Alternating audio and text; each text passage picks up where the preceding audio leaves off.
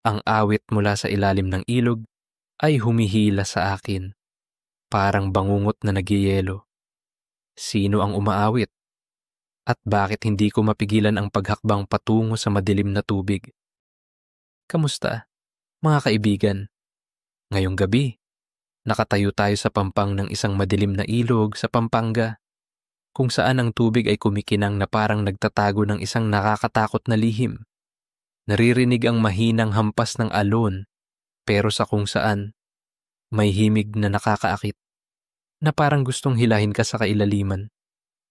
Ang kwentong ito ay hindi lamang tungkol sa isang camping trip, kundi isang paglalakbay sa harap ng takot mula sa nakaraan.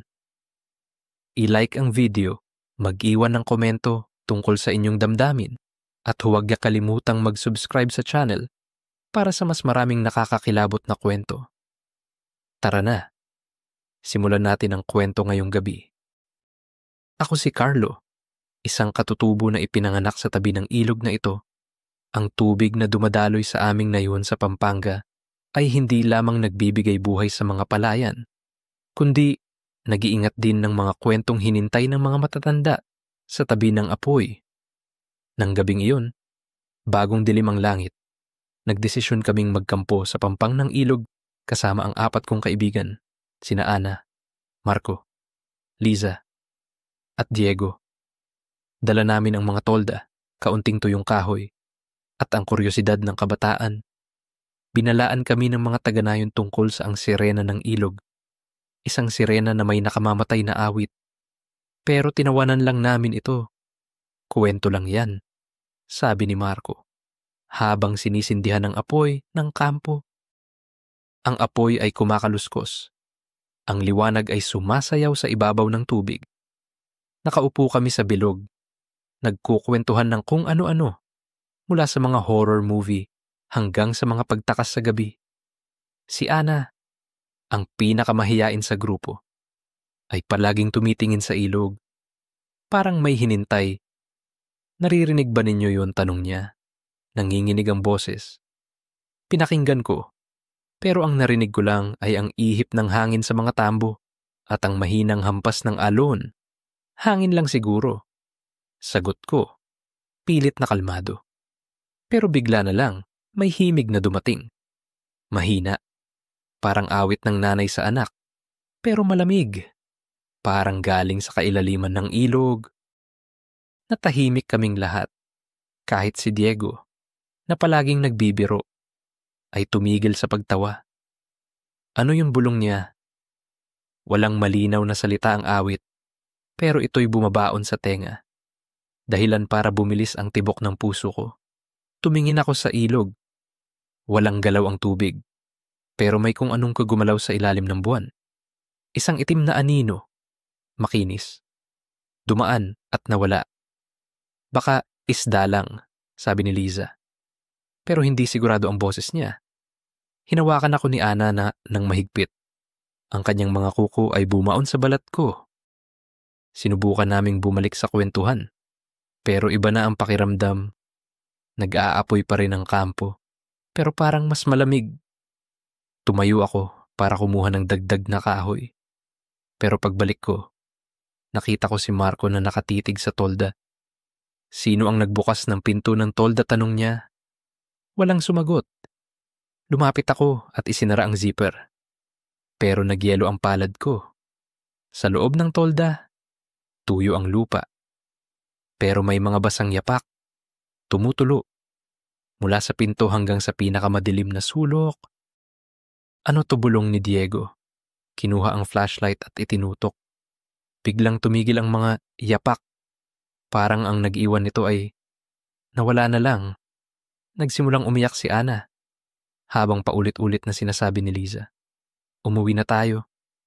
Pero si Marco, sa kanyang katigasan ng ulo, ay hindi na tinag. Baka biro lang to.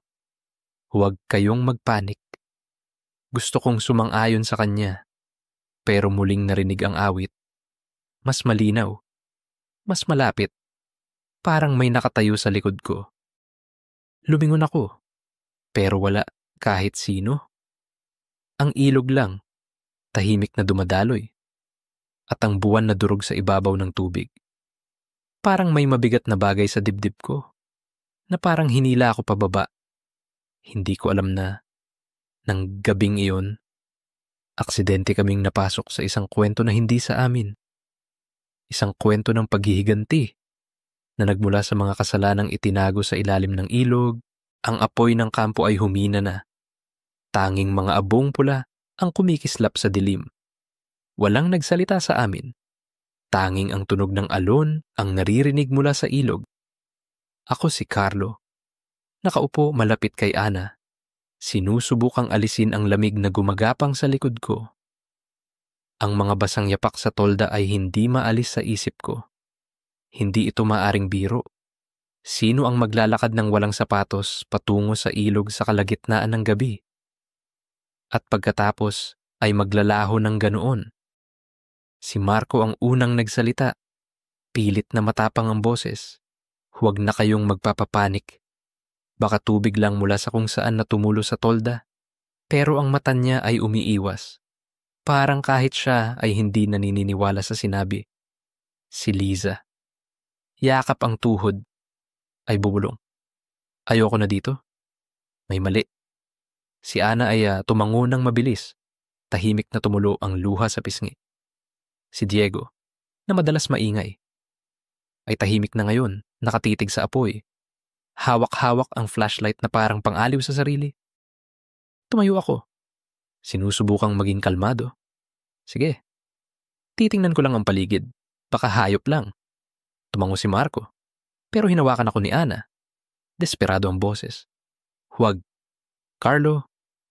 Natatakot ako. Ngumiti ako. Kahit hindi sigurado. Bablik ako agad. Huwag kang mag-alala. Pero nang lumabas ako sa liwanag ng apoy, nilamon ako ng dilim. Tanging ang kaluskos ng mga tambo sa paa ko ang narinig. Ang ilog ay nasa harap ko. Itim at makinang parang basag na salamin. Lumuhod ako. Itinutok ang flashlight sa pampang. Walang yapak mula sa ilog patungo sa lupa. Parang ang mga basang marka sa tolda ay biglang lumitaw. At muli, narinig ko ang awit. Mas malinaw ngayon. Parang isang paanyaya. Hindi ito parang boses ng tao, kundi isang bagay na sinauna. Mula sa kailaliman, tumibok ng mabilis ang puso ko. Pero ang paa ko, parang hinila, lumapit sa tubig.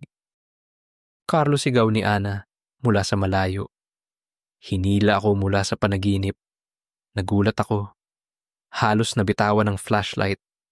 Paglingon ko, nakatitig sa akin ang grupo. Ano ang ginagawa mo? Tanong ni Marco. Puno ng duda. Umiling ako. Itinatago ang panik. Nagche-check lang ako. Pero alam ko, halos lumakad na ako patungo sa ilog. Nang hindi ko namamalayan, bumalik kami sa tolda, pero walang makatulog. Si Ana ay bumubulong ng dasal, habang si Diego ay paulit-ulit na itinutok ang flashlight sa ilog. Parang natatakot na may lilitaw. Biglang sumigaw si Liza. Itinuro ang tubig. Tingnan nyo. Nakita nyo ba sumunod ang tingin ko? At sa isang saglit, nakita ko ang isang kamay. Maputlan basa. Lumitaw mula sa tubig. At agad na lumubog. Walang nagsalita. Pero lahat kami ay nakakita. Tumayo si Marco. Gamit ang natitirang tapang. Pupunta ako sa nayon para magsumbong. Hindi na tama dito. Pero nang lumabas siya sa tolda, isang malamig na hangin ang humihip. Pinatay ang apoy. Nilamon kami ng dilim. At muling narinig ang awit. Ngayon ay parang sa tabi lang ng tenga ko. Naramdaman ko ang malamig na hininga sa batok ko. Kahit walang nakatayo sa likod. Tumakbo sigaw ni Diego.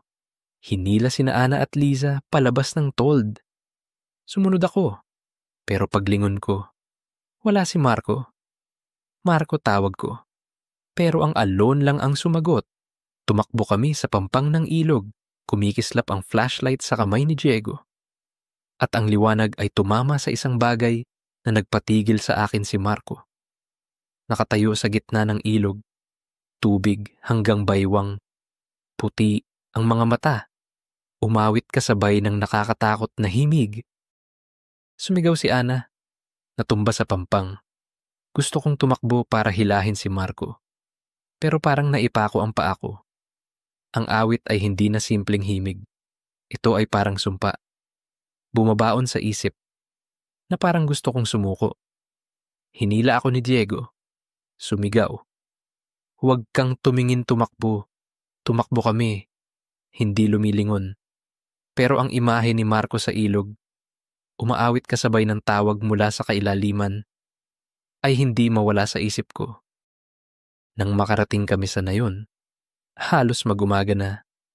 Nagtipo ng mga taga-nayon sa paligid namin, pero walang nangahas pumunta sa ilog.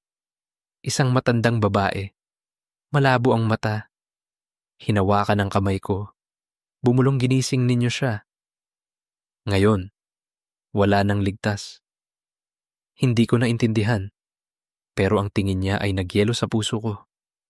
Nawala si Marco. At alam ko, ang ilog ay may lihim na hindi pa namin kayang malaman. Sumikat na ang araw, pero ang maputlang liwanag ay hindi kayang alisin ang lamig sa puso ko. Tahimik ang maliit na nayon sa tabi ng ilog, parang hinintay ng hangin ang susunod na mangyayari. Ako si Carlo, nakatayo sa gitna ng mga taga-nayon. Nanginginig pa rin ang kamay habang naaalala ko si Marco sa gitna ng ilog. Puti ang mga mata. Yakap ni Ana si Lisa. Parehong hindi pa rin nakabawi mula sa takot. Si Diego naman ay paikot-ikot. Bumubulong. Kailangang hanapin natin si Marco. Hindi natin siya pwedeng iwan. Lumapit ang matandang babae na may malabong mata.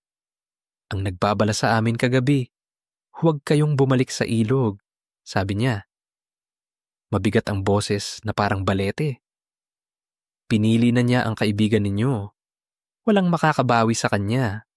Tiningnan ko siya. Pilit na kalmado ang boses. Sino ang sinasabi mo? Sino siya?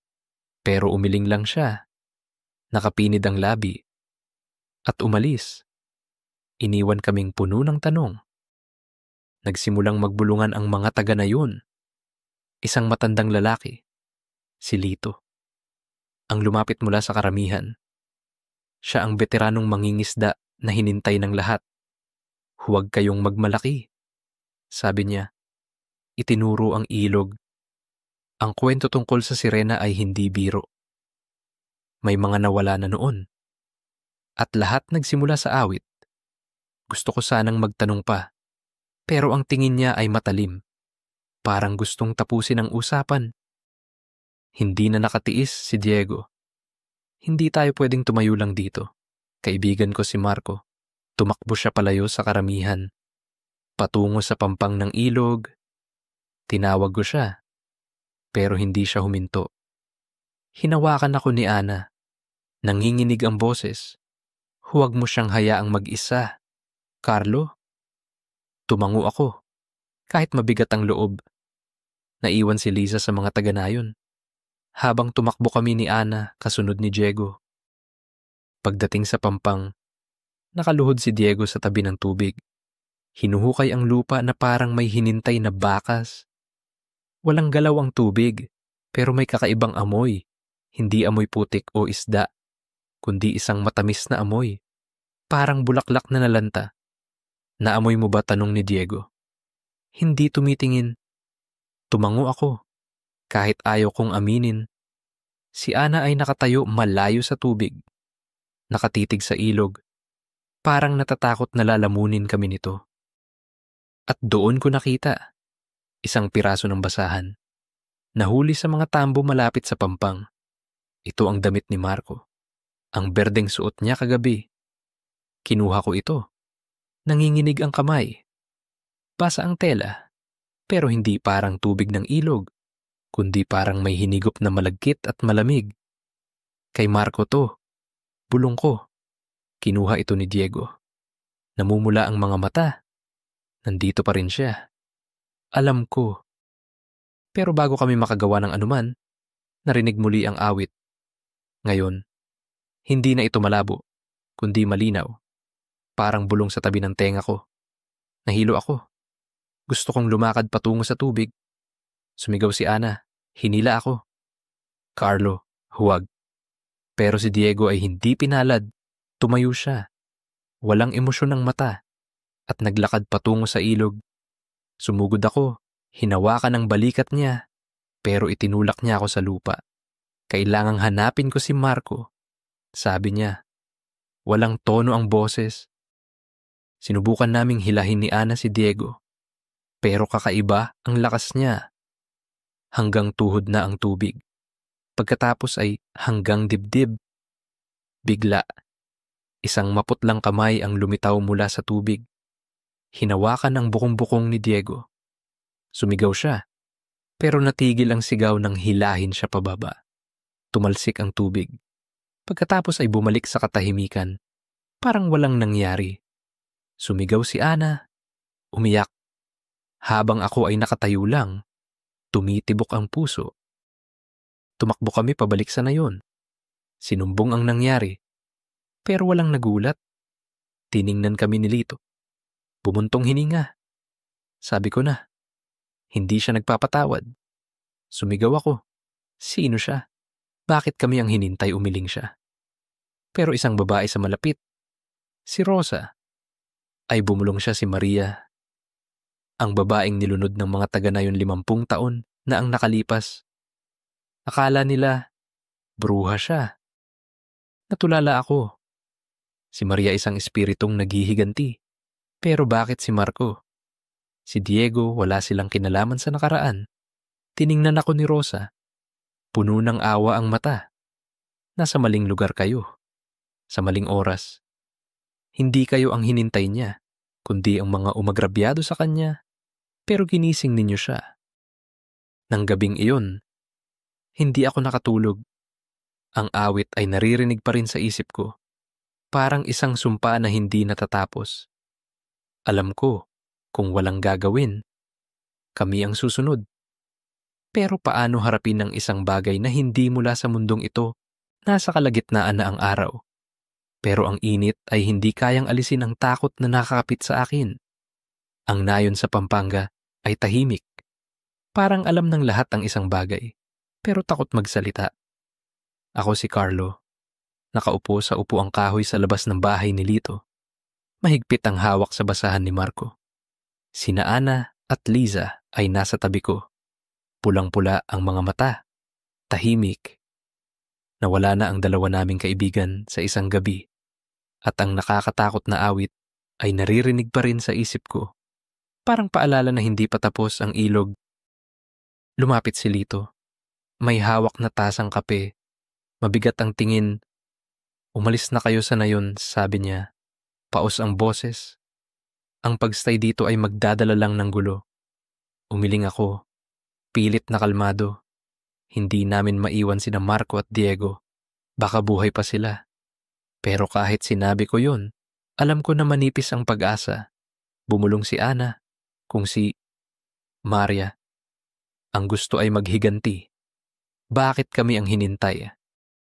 Dumating si Rosa, ang babaeng nagbanggit kay Maria kagabi. Dala ang isang basket na yari sa kawayan, puno ng mga kandila at tuyong dahon. Hindi kayo, sabi niya. Inilapag ang basket. Si Maria ay hinintay ang mga umagrabyado sa kanya, pero ginising ninyo siya. At ngayon, hindi niya na kayang magkilala. Tiningnan ko siya, gulong-gulo. Paano ito titigil?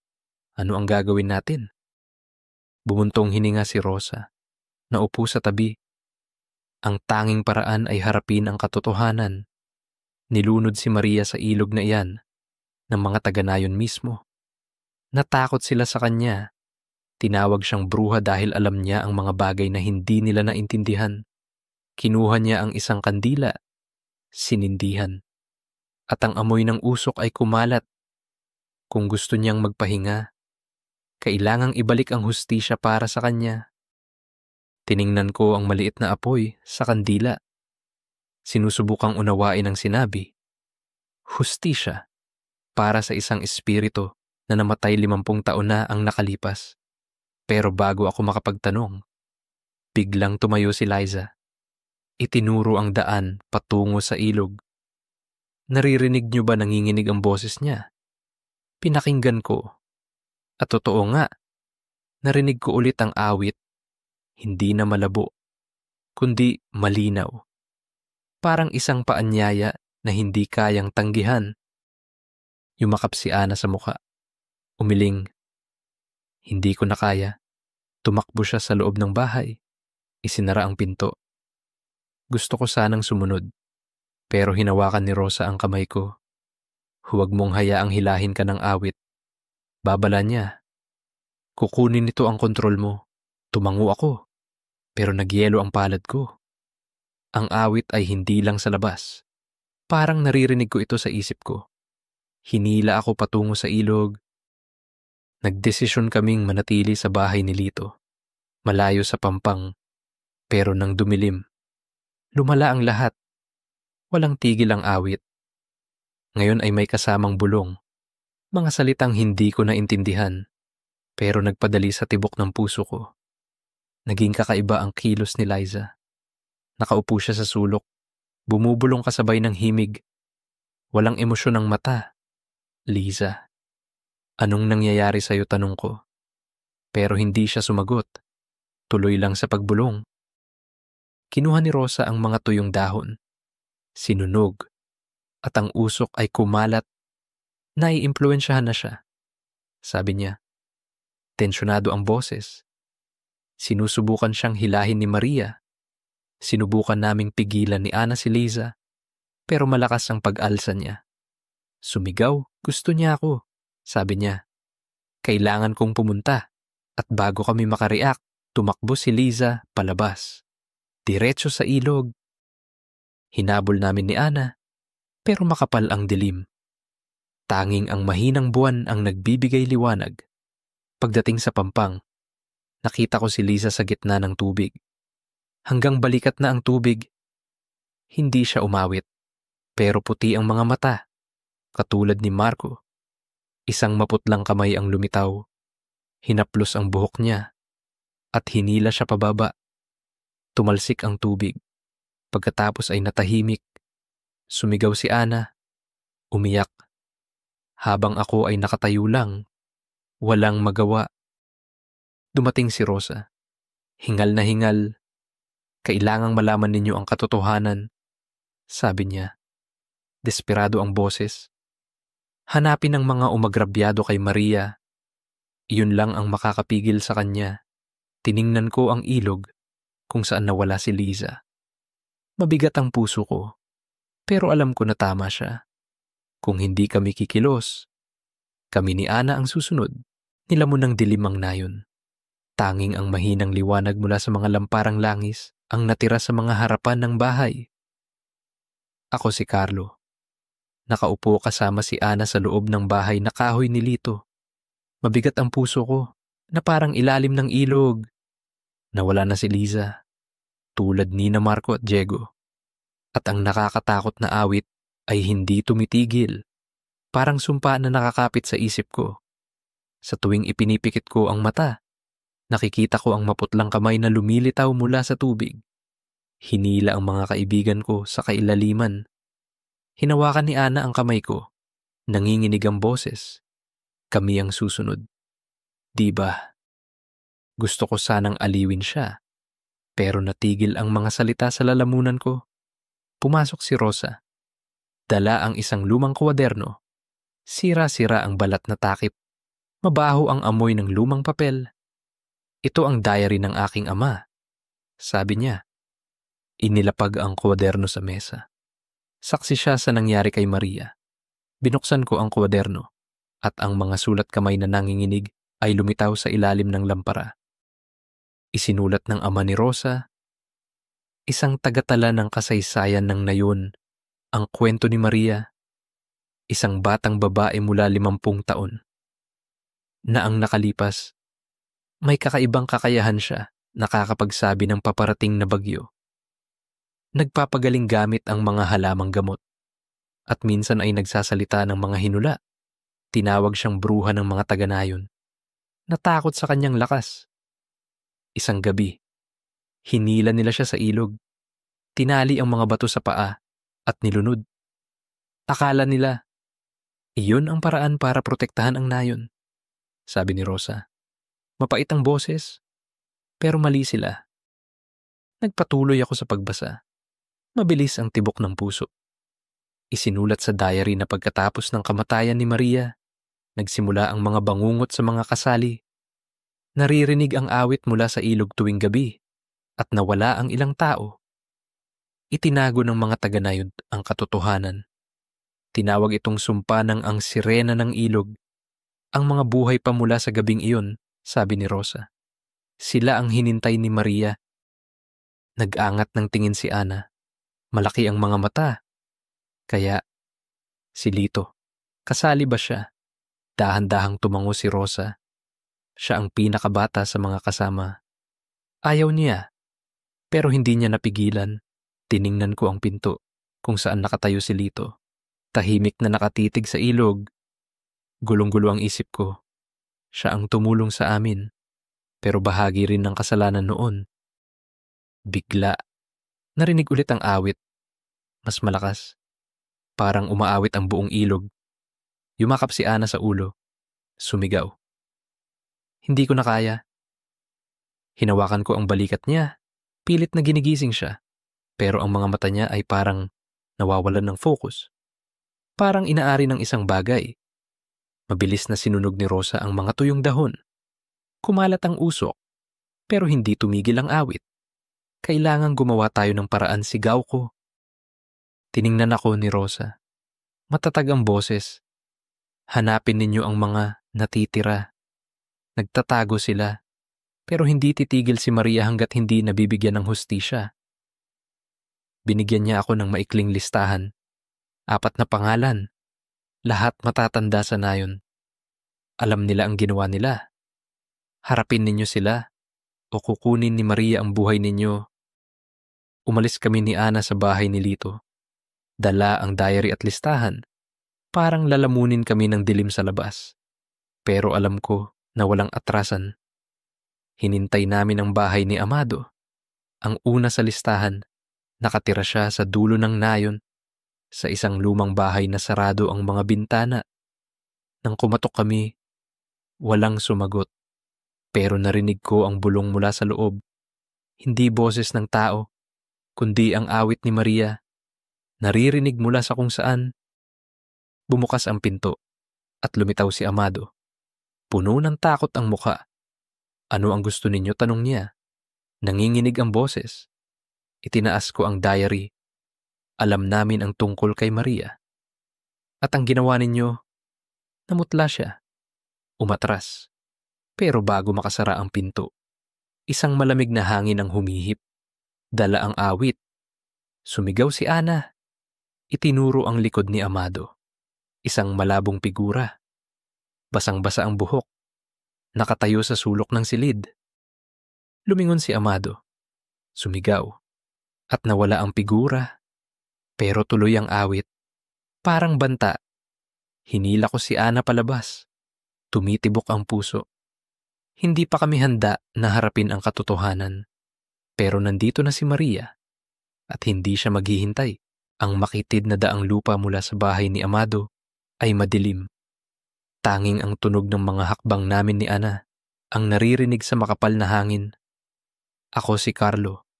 Mahigpit ang hawak sa diary ng ama ni Rosa. Gulong-gulo ang isip. Ang imahe ng basang figura sa sulok ng silid ni Amado ay hindi mawala sa akin. Parang sinusundan kami ni Maria sa bawat hakbang. Si Ana ay malapit sa akin. Hingal ang hininga. Bumulong. Nasa lahat ng dako siya. Carlo, paano natin siya matatalo? Wala akong sagot. Ang listahan ni Rosa ay may 3 pang pangalan, sina Elena, Thomas, at Lito. Kung hinintay ni Maria ang mga umagrabyado sa kanya, kailangan naming mauna sa kanya. Pero pagkatapos ng nakita, hindi ako sigurado kung kaya ko. Ang awit ay naririnig pa rin. Hindi malakas, pero sapat para magulo ang puso ko.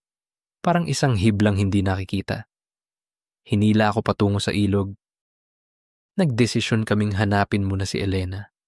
Nakatira siya sa dulo ng nayon, sa isang maliit na bahay na may bubong na dahon ng niyog, napapaligiran ng sagingan.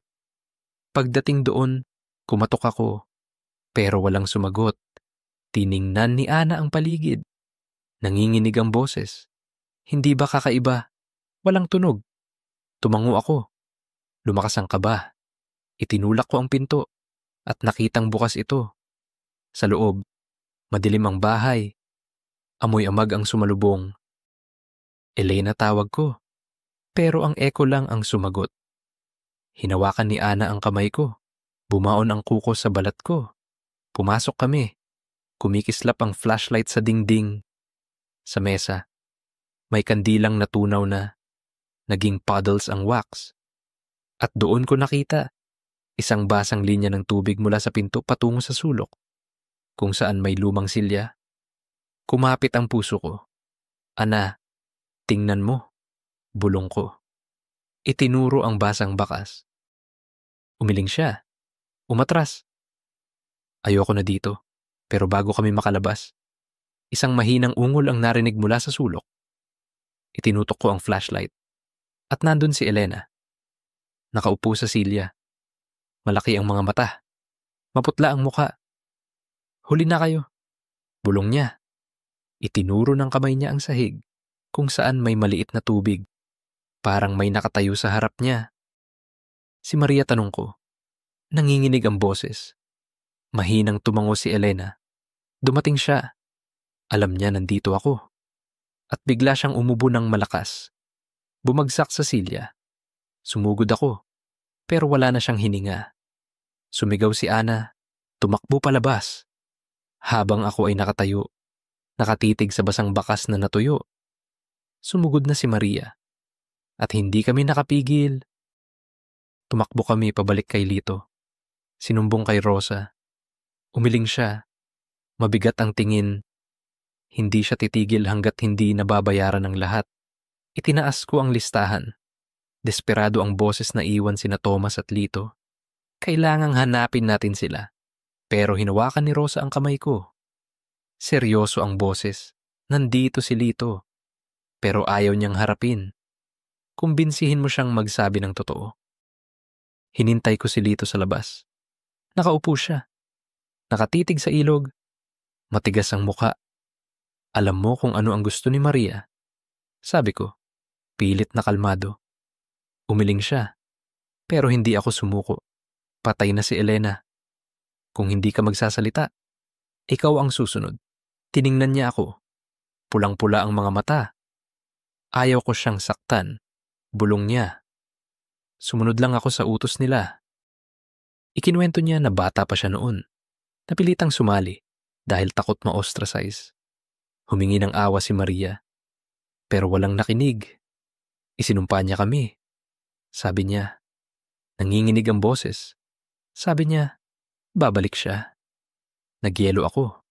Pero alam ko na, ito ang pagkakataon.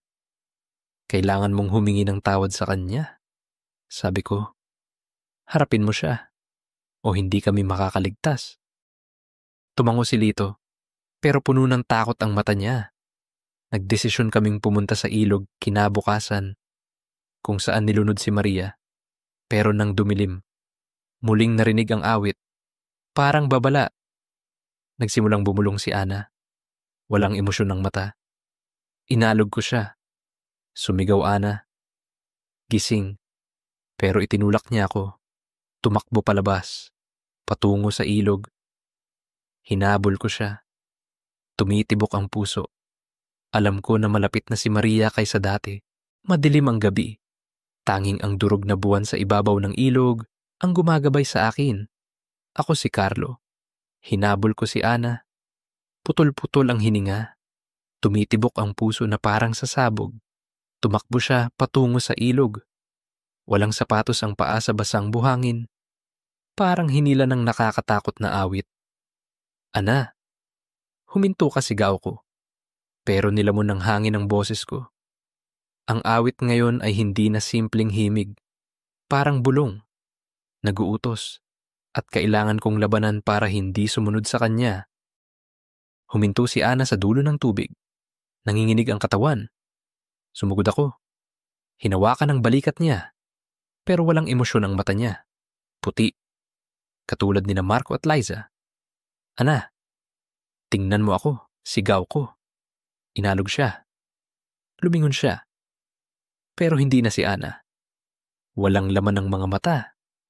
Parang may ibang tumitingin sa pamamagitan niya. Gusto niya ng hustisya. Bulong ni Ana. Hindi sa boses niya. Malamig at malayo. Umatras ako.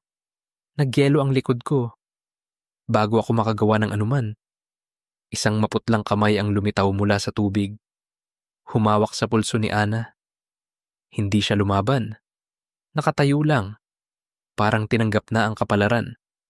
Sumugod ako. Hinawakan ng kabilang kamay niya.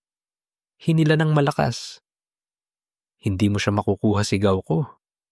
Hindi alam kung kanino ako nagsasalita. Tumalsik ang tubig at binitawan ng kamay. Pero naging galit ang awit.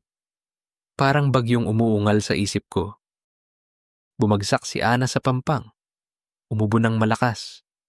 Unti-unting bumalik ang mata niya sa normal. Niyakap ko siya. Tumitibok pa rin ang puso ko. Nandito ako. Bulong ko. Kahit ako rin ay nanginginig.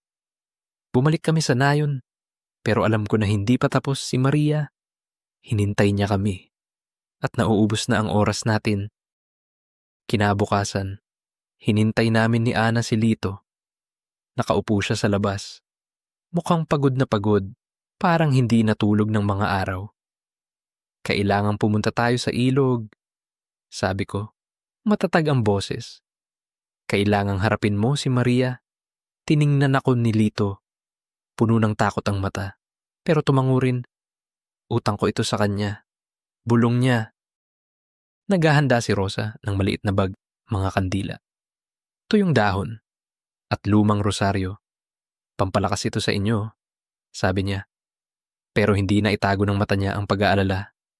Kami, ako, si Ana, si Lito, at si Rosa pumunta sa pampang ng ilog. Walang galaw ang tubig, pero muling narinig ang matamis na amoy ng nalantang bulaklak. Nagpapakaba sa akin. Pagdating doon, lumuhod si Lito sa tabi ng tubig. Nanginginig ang kamay. Maria. Tawag niya. Nababasag ang boses. Patawad. Mali ako nang hindi kita ipinagtanggol. Walang sagot. Tanging ang mahinang hampas ng alon. At bigla, narinig ang awit, hindi na mahina, kundi matalim. Parang kutsilyong humihiwa sa hangin. Hinawakan ni Ana ang kamay ko. Habang sinindihan ni Rosa ang mga kandila, kumalat ang usok. Biglang gumalaw ang tubig. Lumitaw ang isang figura, hindi talaga tao, kundi parang anino. Basang-basa ang buhok. Itim ang mga mata na nakatitig kay Lito. Nakita mo akong namatay. Narinig ang boses, hindi mula sa figura, kundi mula sa ilog mismo. Yumuko si Lito. Tumulo ang luha. Alam ko, hindi ako karapat-dapat patawarin, pero pakikalayaan mo ang mga bata. Hindi sumagot ang figura. Lalong lumakas ang awit, at naramdaman ko ang isang hindi nakikitang puwersa na hinila ako patungo sa tubig. Sumigaw si Ana. Pilit akong hinintay, pero muntik na akong bumagsak. Itinapon ni Rosa ang mga dahon sa tubig. Sumigaw Maria. Makinig ka, ibibigay ang hustisya. Huminto ang figura.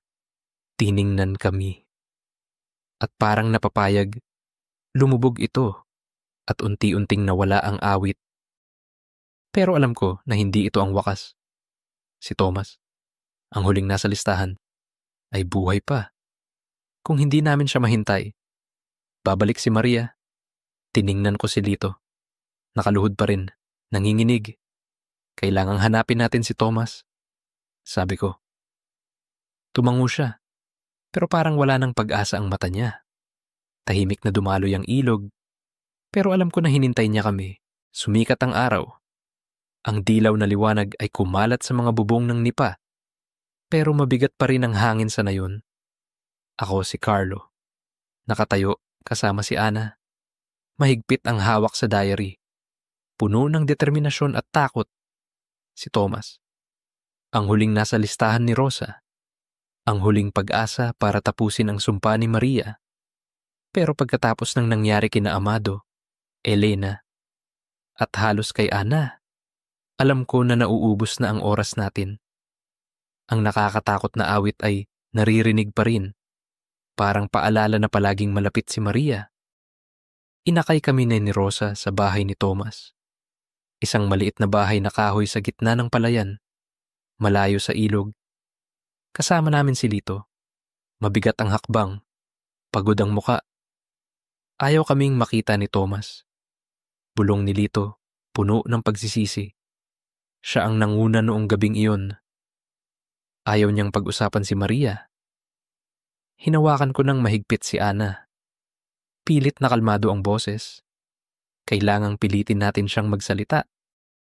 Pagdating sa bahay, tahimik ito. Sarado ang mga bintana. Parang hinintay ang mundo sa labas. Kumatok ako, pero walang sumagot. Tiningnan ako ni Ana.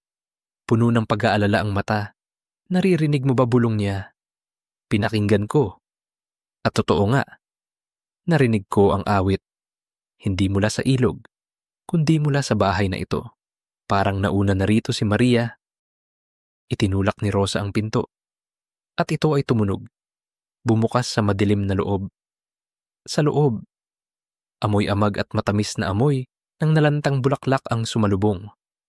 Si Thomas ay nakaupo sa upuang kahoy. Hawak ang ulo. Bumubulong ng kung ano. Anong ginagawa ninyo rito? Tanong niya. Nanginginig ang boses. Hindi tumitingin. Lumapit ako. Itinaas ang diary. Alam namin ang tungkol kay Maria. At ang ginawa ninyo? Nag-angat ng tingin si Thomas. Pulang-pula ang mga mata. Puno ng takot.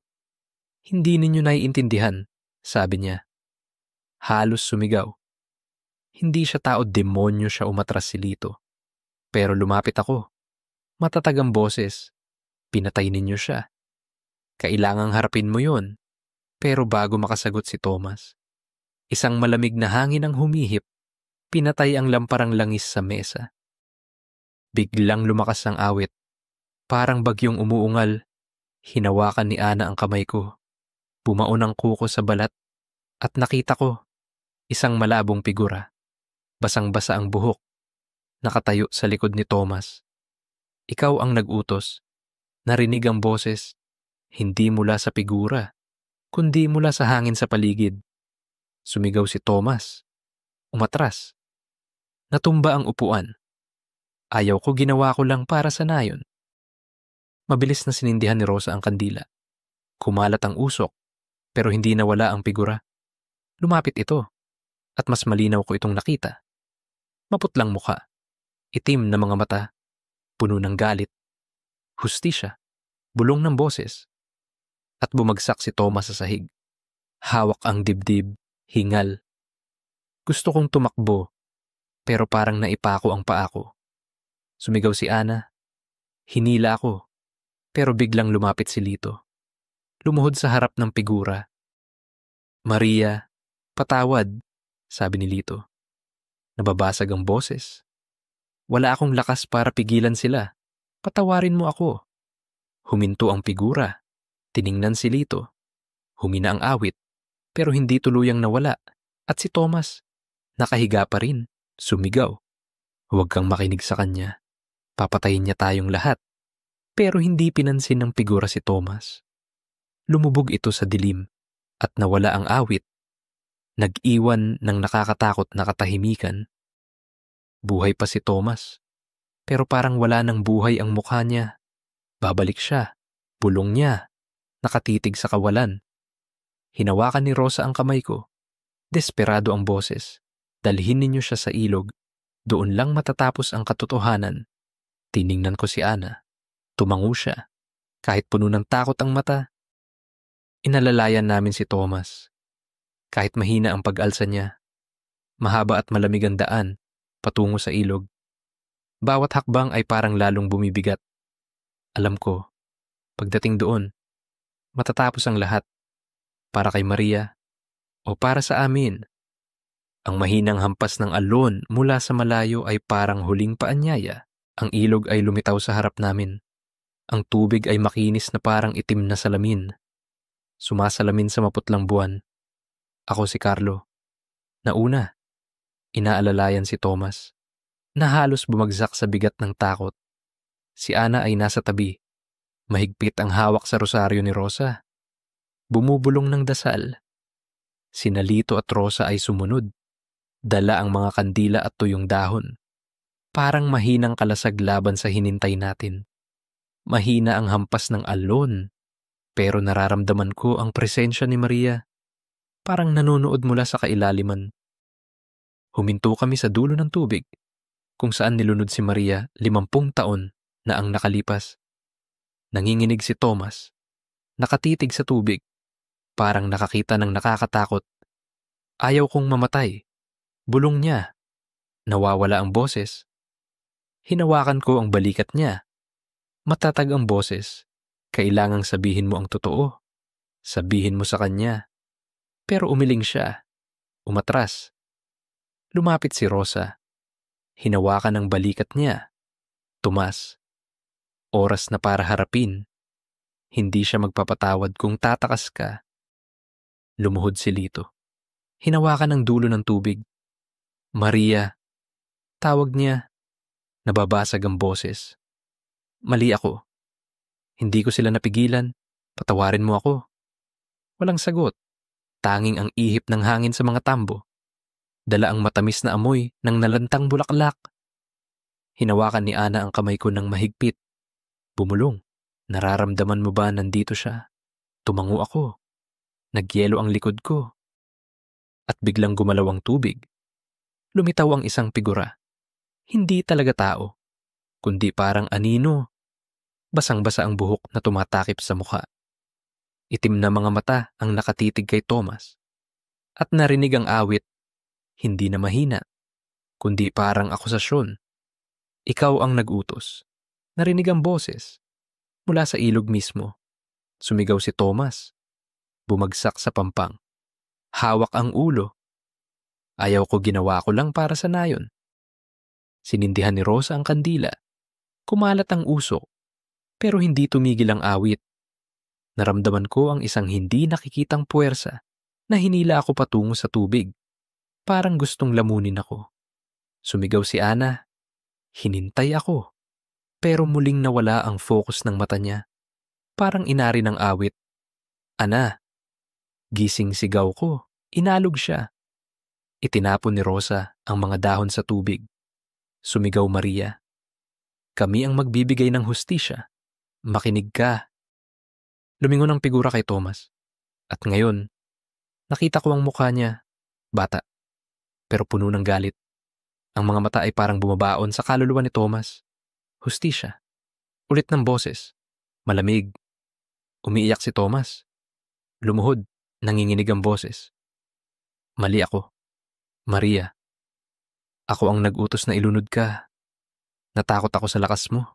Patawarin mo. Humina ang awit. Pero hindi tuluyang nawala. Tiningnan ng figura si Thomas. Pagkatapos ay kay Lito. Kinuha ninyo ang buhay ko. Sabi ng boses. Parang sumpa. Pero walang kasalanan ang mga bata. Isang malamig na hangin ang dumaan. At lumubog ang figura. Bumalik sa katahimikan ng tubig. Pero alam ko, hindi pa tapos. Nakahiga si Thomas sa pampang. Hingal. Parang nakaligtas sa kamatayan. Tumayo si Lito. Puno ng luha ang muka. Hindi pa siya nagpapatawad. Sabi niya, nanginginig ang boses, pero narinig niya. Hinawakan ni Rosa ang kamay ko. Desperado ang boses. Dalhin ninyo sina Thomas at Lito kung saan siya nilunod. Doon lang matatapos ang paghingi ng tawad. Inalalayan namin sina Thomas at Lito. Bumalik sa eksaktong lugar kung saan pinatay si Maria. Ayon sa diary, mas madilim ang tubig doon. Parang nilalamon ng liwanag. Naramdaman ko ang isang hindi nakikitang bigat. Parang buhay ang ilog, humihinga. Muling narinig ang awit. Mahina pero puno ng banta. Hinawakan ni Ana ang kamay ko. Bumulong. Sa palagay mo, magpapatawad ba siya? Hindi ako sumagot dahil hindi ko alam. Nang lumuhod si Thomas, humingi ng tawad sa huling pagkakataon. Kumalaw ng malakas ang tubig. Lumitaw ang isang maputlang kamay. Pero sa pagkakataong ito, hindi ito humila. Itinuro lang nito si Thomas. At lumubog. Tumigil ang awit at isang mabigat na katahimikan ang dumating. Tiningnan ko si Ana. Gumaan ang puso. Pero natatakot pa rin. Napatawad ba talaga ni Maria? Walang galaw ang tubig. Parang nilamon ng ilog ang lahat ng tunog. Ako si Carlo. Nakatayo sa dulo ng tubig. Tumitibok pa rin ang puso. Hindi inaalis ang tingin kung saan nawala ang maputlang kamay. Si Thomas ay nakaluhod sa pampang. Hingal. Puno ng pawis at luha ang mukha. Si Lito ay nakatayo sa tabi. Nakayuko. Parang dala ang bigat ng 50 taong kasalanan. Hinawakan ni Ana ang kamay ko. Nanginginig ang hininga. Pero hindi na ganoon katakot ang mata. Sinindihan ni Rosa ang isa pang kandila. Ang usok ay sumayaw sa malamig na hangin. Parang huling dasal. Tumigil ang awit. Pero mas nakakatakot ang katahimikan. Tiningnan ko ang ilog. Iniisip kong talagang napatawad na kami ni Maria.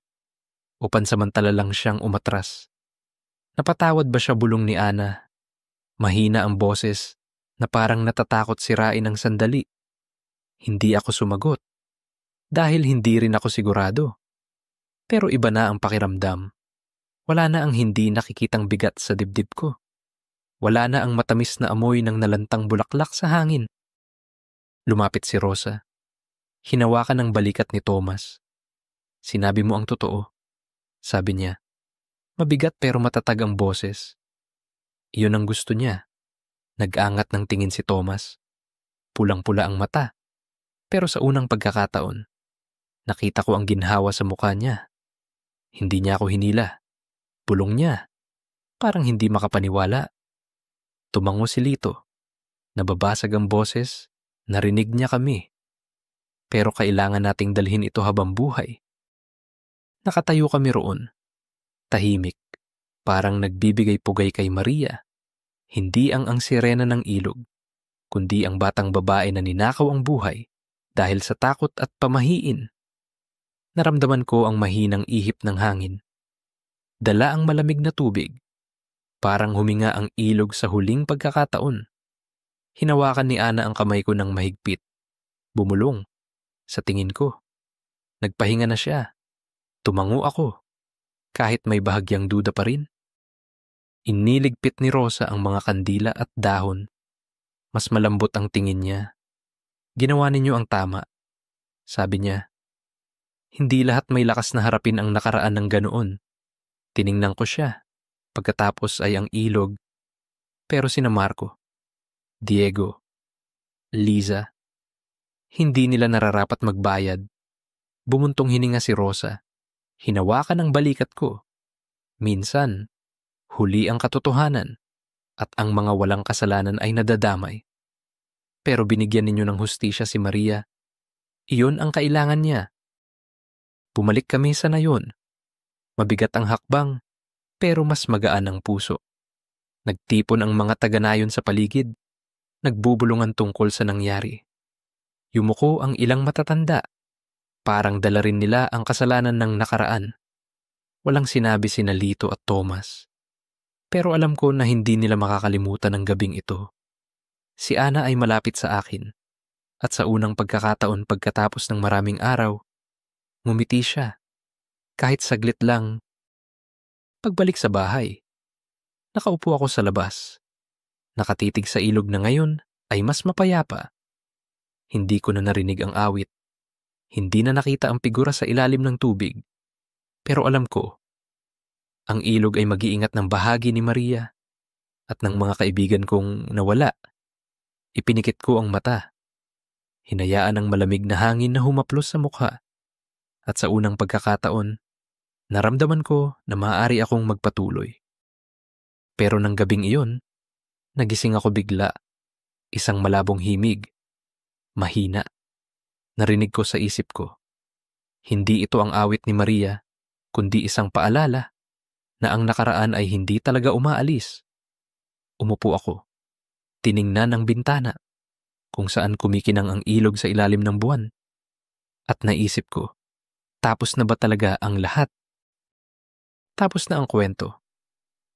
Ang kwento ni Maria at ng ilog sa Pampanga ay nag-iwan sa akin ng kakaibang damdamin, kalungkutan at paggalang sa mga misteryo ng nakaraan. Patuloy na dumadaloy ang ilog, dala ang mga kwentong hindi pa nasasabi, at umaasa ako na nahanap na ni Maria ang kapayapaan. Salamat sa inyong pagsama sa 10 bahagi ng kwentong ito.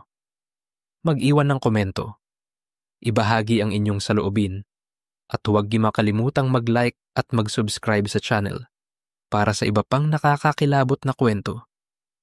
Magandang gabi at mag-ingat kapag dumadaan sa mga ilog sa gabi.